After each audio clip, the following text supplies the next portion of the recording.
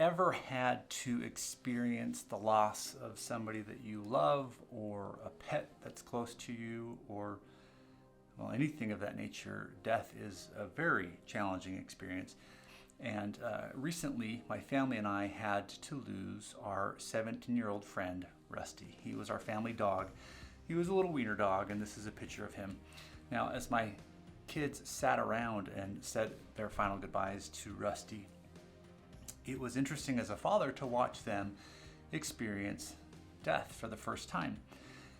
And it made me want to sort of understand the process a little more myself. And when I struggle in life with anything, whether it's finances or my own mortality or friendship or marriage or whatever it is, I always go to books. I've done that since I was a little kid. I used to live 1 block away from the local library, and I would just walk there every day. And it was just a great experience, a great resource to have.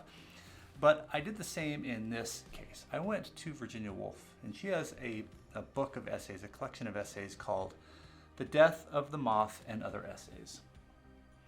I'd encourage you to get this book, one, because I love essays, two, because I love Virginia's style. Now, before we get into this essay, let me tell you a little bit about this incredible author. So, Virginia was born in the late 1800s in London, and she was not formally educated. She was pretty much educated at home by her parents, but her father had this really extensive library, and she benefited from that. Now, she's an important writer for many reasons. As both a novelist and an essayist, Virginia has a powerful way of speaking to you as the reader. She really focused on something called stream of consciousness. She wanted you to experience the feeling of the moment, and the best way to do that is to start with Death of a Moth. This is a great essay to start with if you're getting introduced to Virginia's work, because it's short. It's only 4 pages long, but it is one of the most profound pieces of writing you'll experience for many reasons. So let's jump into it. There are several themes in this essay that I think you'll find fascinating. And all it is a story of a woman, Virginia, in her kitchen, I believe, as she watches a moth on a windowsill in the last moments of its life. And it's the same sort of feelings I had watching Rusty. The first theme that comes to mind for me is this sort of universality with the struggle of life. We all want to continue to survive. And in this essay, she does an incredible job of describing this moth's need to try and fight its own mortality. Now that might feel a little morbid. It's not meant to be, though. I think what Virginia is trying to do here is bring some dignity to the end of life. And it actually brings a little bit of peace, again, if you've lost somebody important to you. It made me remember Rusty in a unique way. See, Rusty was 17 years old, and he got to the point in his life where he had lost his dignity. He was not able to see. He was sort of walking into walls. He wasn't eating, but he also was really fighting to stay alive. And it just became the time where we took him to the vet, and the vet said, "It is time to let Rusty go." And so I took him into the vet myself, and I set him on the table, and I remember petting him and just telling him goodbye.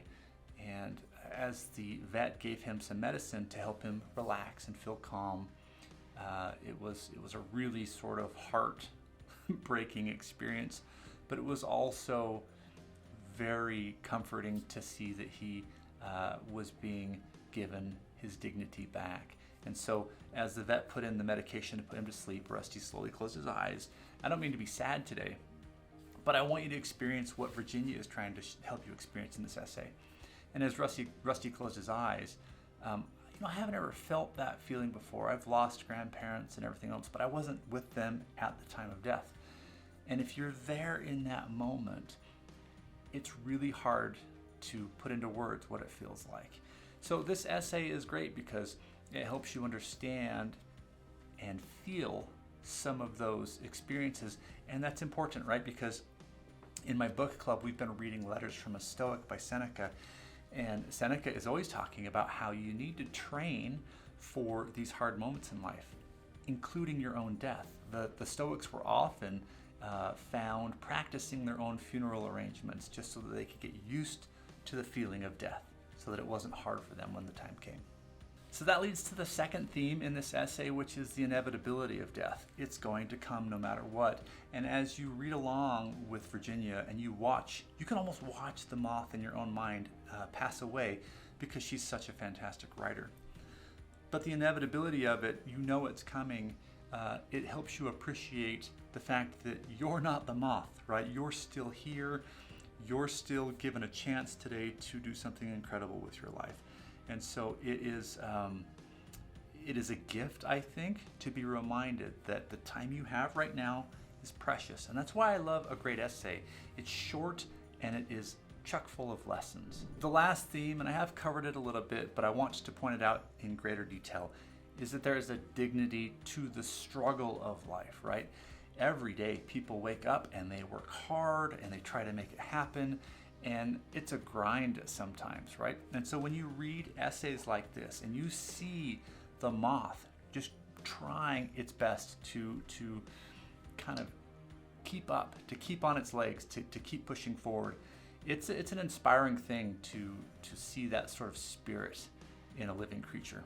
And I just love that about this essay. Now, if you found that video helpful and insightful, I would love to encourage you to go pick up this book yourself. The Death of the Moth and Other Essays is listed on my website at thereadwellpodcast.com.